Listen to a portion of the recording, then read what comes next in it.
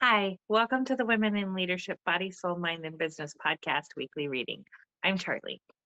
We're currently reading The Path of the Yoga Sutras by Nikolai Bachman, and we are actually almost done with this book. If you would like to listen to me reading the other chapters, you can go back on our YouTube channel and find them there, or head over to the website for the book and the readings. They're, you can find these things, and it is www.womeninleadershipbsmb.com. And let's go ahead and get started for this week's reading. We are on chapter 50, Pratipasava, returning to the source. It is by going down into the abyss that we recover the treasures of life. Where you stumble, there lies your treasure. Joseph Campbell. Understanding our past can reveal why we act the way we do now, and our actions now will affect how we behave in the future. We are the result of our experiences. Our negative thoughts, feelings, and reactions today can give us clues with which to begin an investigation into our past. Yoga is partly about getting to know who we are inside and why we act the way we do. Whenever we react automatically to a stimulus, instead of stepping back and acting consciously, we allow our deep triggers, our kleshas, habitual patterns, samskaras, and mental commotion, vrittis, to determine our reaction. To prevent this, we can learn from the suffering our actions cause, dukkha, trace our reaction back to its source, pratipasava, and discover what caused it. What happened in my past that made me act this way? How can I improve myself so that I can act in a way I'm proud of and feel good about?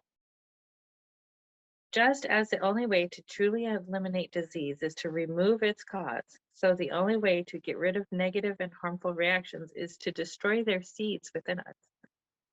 Either mental emotional afflictions or strong habitual patterns are weakened by practicing Kriya Yoga and dissolved by Pratipasava. Negative samskaras fade away when other positive samskaras become strong enough to persuade them. If we notice when a klesha is manifesting in a subtle form and view it as a warning sign or symptom of something deeper, we can nip it in the bud before it controls our actions. For example, let's say you compose a song that becomes a big hit. All of a sudden, you are famous, and many people are throwing their attention your way. If you notice yourself beginning to feel better than others and understand where your feeling of superiority came from, there is an opportunity to pass the credit through your heart mind to something higher than yourself by practicing Ishvari Pranadhana. This stops the rising Asmita Klesha by turning it around and sending it back to dormancy. If you are vigilant enough, you can save yourself from conceit. Otherwise, as the ego attempts and holds on to all that attention, Asmita Klesha grows inside our heart mind like a noxious weed and will be much more difficult to remove. Reflecting on our kleshas and samskaras, even when they are not active, allows us to prepare ourselves for their inevitable arousal. For example, whenever you are in the presence of pastries or donuts, you cannot help eating one, even though you are trying to lose weight. If you promise yourself that the next time they are available, you will think of them as poison to your system, and maybe when the temptation arises again, you will be able to nip it in the bud and restrain yourself from eating those fatty foods.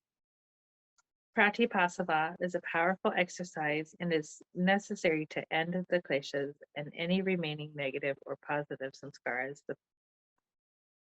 The final step before Kivalya. As our heart mind clears and we are able to remember past events that left a strong imprint in our consciousness, our current behavior might start to make more sense. Replacing long-standing habitual patterns with new ones requires diligence, focus, and persistence over a long period of time. Eventually, our heart and mind become purified and able to enjoy the sweet taste of our inner light of awareness. Thoughts. Discovering where a detrimental thought pattern originally came from can help end it. When I gain insight into the way I think and act habitually, I truly understand myself better. I will find out what past impressions cause me to react unconsciously and take steps to resolve them. Exercises. The next time you're tempted by cigarettes, sweets, or some other substance that creates a bad reaction in your system, watch your thoughts and see what you tell yourself about the substance. You can also step back and observe your thoughts and self-talk when experiencing a particular emotional state to see what beliefs underlie your emotion. Sit quietly and meditate on your past, especially those events or actions that may have left a deep impression on your psyche. Write them down and note what current behaviors might be the result of them. Think about what situations cause you to react in an immediate Think about what situations cause you to react to an immediate family member. Then sit down with that family member or another immediate kin and ask him or her where it comes from. You can do this with a very old friend as well. Thank you for joining us for this week's weekly reading. So much good stuff in there. Join us during the week for our discussions as we touch on the subject on Mindset Mondays, and somehow magically our guests are kind of on the same path as we are, and the topics tend to come up. So thanks for joining in.